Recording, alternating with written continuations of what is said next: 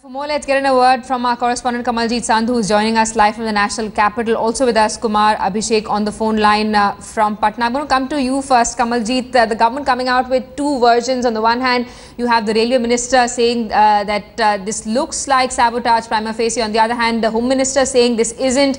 And you also have the MP from Chhapra reaching the location and examining evidence on his own. Well, definitely there seems to be a certain ambiguity on part of Sadananda Gowda. But remember, Rajnath Singh speaking exclusively to headlines today, and first on headlines today, clearly has suggested the Naxal hand is ruled out as far as the Rajdhani derailment is concerned. But as far as Motihari accident is concerned, he says that does seem like a handiwork of Naxals, saying there was a Bandh call which was given earlier by the Naxals, and that is in North Bihar itself. But as far as Rajdhani Express is concerned, he's saying he's spoken to the officials on the spot, the railway officials as well as the investigating officers, and the report he's got is that there has been nothing which is amiss. So it is perhaps a case of human error.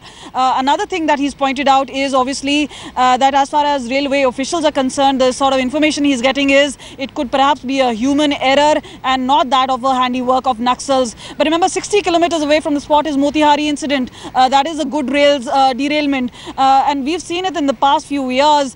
There was an attack by the Naxals on a passenger train similar to that a couple of years ago, and they immediately apologized, saying they did not mean to harm any passengers. That's the sympathy note that Naxals like to take along. But in this particular case itself, it looks like a case of human error. But remember, Sadananda Gowda also, even though ambiguous, was saying almost the same thing. He says the second incident, which is 60 kilometers away, the Motihari incident, seems clearly the handiwork of Naxals. But as far as the Rajdhani Express is concerned, he did not really speak too much. He says he will go examine the spot. And obviously, these are rail authorities. The BJP doesn't really want to be seen as to be lagging behind, because earlier during UPA rule, they had obviously blamed the Railway Minister in particular and in general the UPA government for not having policies, especially regarding rail safety. So this time it's the ministers as well as the MP, especially Raji Pratap Rudy, who is from Chhapra, taking this particular case. But we'll really have to see whether it's the right time, the appropriate time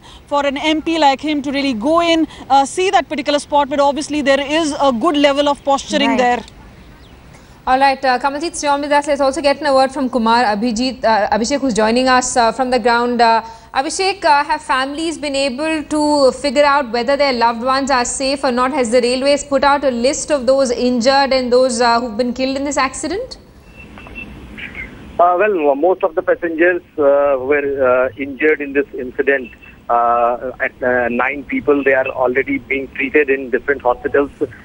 6 to 7 are being treated in Chhapra Sadar Hospital, while 2 of them has been transferred to PMCH because their injury was more serious. 4 people died. One of the bodies still lying between 2 bogies, and rescue operation is on to keep the body out.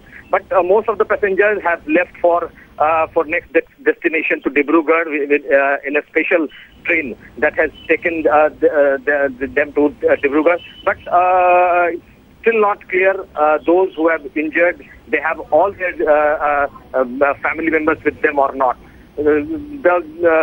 Many dead bodies had not yet been identified, so it's early to say the dear ones has reached the spot or not.